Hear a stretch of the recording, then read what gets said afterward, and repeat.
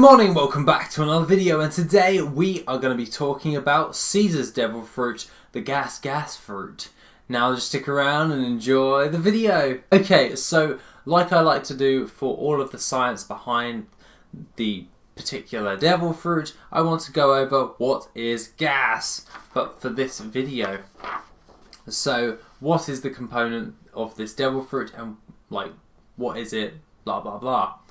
Gas is one of the four fundamental states of matter. A pure gas may be made up of individual atoms, elemental molecules made from one type of atom, or compound molecules made from a variety of atoms. A gas mixture, such as air, contains a variety of pure gases.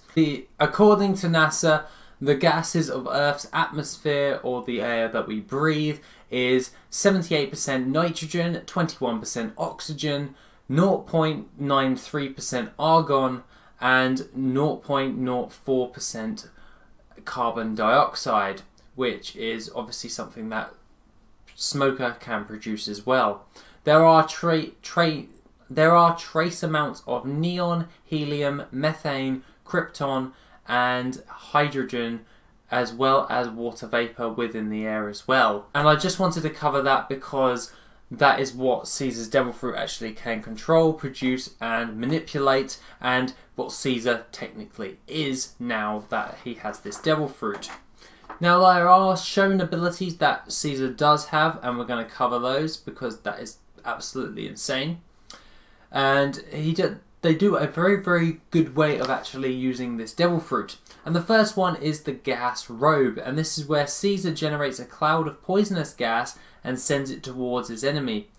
He claims to have conducted many experiments with this gas, to the point where he is sure that breathing it will cause certain death. Now obviously, being able to control and produce any form of gas is unreal, because he can create different components in the actual gas in order to poison you and kill you. Unfortunately, Caesar's not very good at killing people with gas, even though he has the gas fruit. Other than that, Caesar could very well produce a poisonous gas very, very easily with his ability of being able to produce any form of gas or compound of gas, so to speak. He has the other one, which is the gas net, and that is where he produces a flammable or an explosive gas, and then he uses a castanet in order to spark the gas and cause an explosion. This is where he could actually produce some very damaging abilities and is shown in the anime and manga.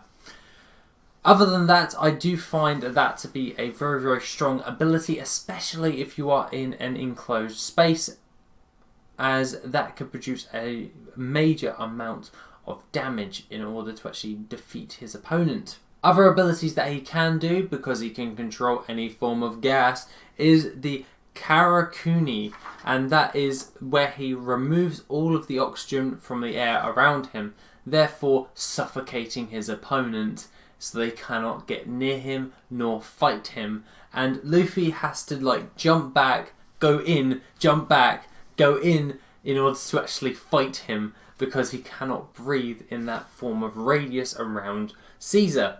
Now obviously there would be a way around it, and that is just putting an oxygen tank on your face, but being able to fight with one of those is very impractical in the real world. But being able to suffocate your opponents to death, that is quite a good way of doing it, and or producing poisonous gas and using explosions. So he has a very, very powerful devil fruit for a very not very powerful character, so to speak. He is obviously a scientist, so he knows all of the gases, all of the noble gases, and all of the gas compounds in order to produce certain types of effects. So I do think that he could produce something that is very, very deadly.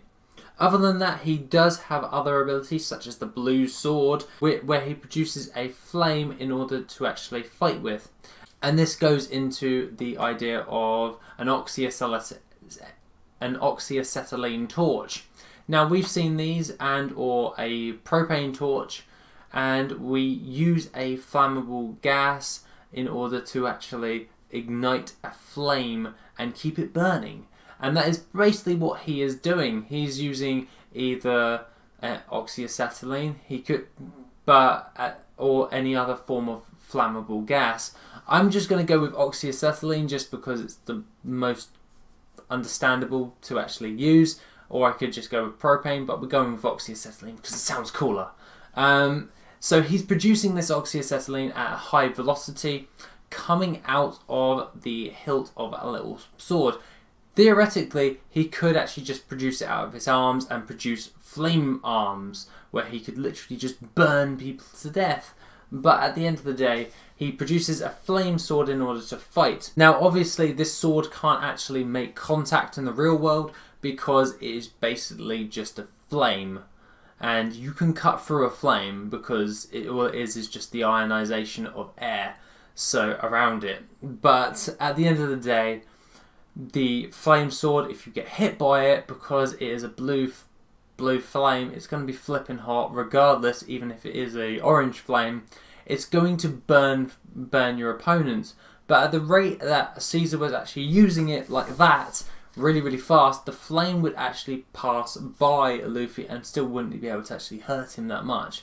It depends on the amount of heat that is actually produced from the actual flame, so to speak.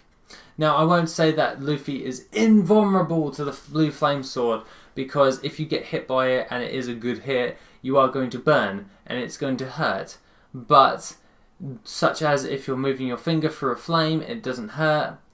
That's because the rate on how fast you're moving across it, it just won't hurt you. Other than that, the flame will always burn upwards because obviously heat rises, blah blah blah, ja ja ja. He does have other different abilities as well, which is called the Shinokuni, which is also known as Land of Death. And this is where the ability of producing a gas that petrifies his opponents. They're still alive, however, it's just a very, very slow, painful death, but they are petrified in place. That is a good way of making an escape, and I do think that this is a great ability to have. Now, I only have one possible ability he could actually do, because Oda did a quite good job of actually using this devil fruit to its fullest extent, but the best way I can explain his possible ability is be able to control the atmosphere. Think about it this way.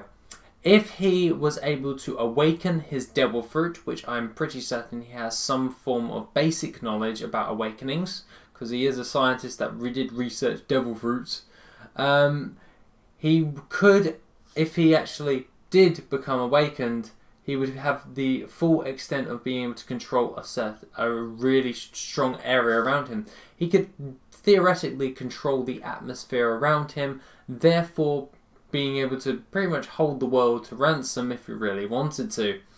This is why I think his devil fruit is absolutely super, super OP, because he could theoretically cripple the entire of the One Piece world. Pretty damn bad, because if he can produce gases and control gases, retract gases, he could get rid of the ozone layer. He could get rid of the atmosphere around us in the One Piece world and basically melt us and overheat us to death, and he could be perfectly fine, because all he would have to do is just produce like a little micro atmosphere around him, and he would be fine, and everyone else would pretty much crumble like Rivita. But other than that, guys, that's pretty much what I've got to say on the gas fruit. Oda did an absolutely amazing devil fruit overlay on what he could actually do, and to be honest, I couldn't have done it better myself, to be fair. I was looking at it, I was like, this is the last Logia I haven't talked about, but I love it so much. The gas fruit. Just someone take out Caesar, give me the devil fruit. That being the case, guys, have a lovely rest of the day, and I shall see you in the next video on Saturday. Take it easy, guys.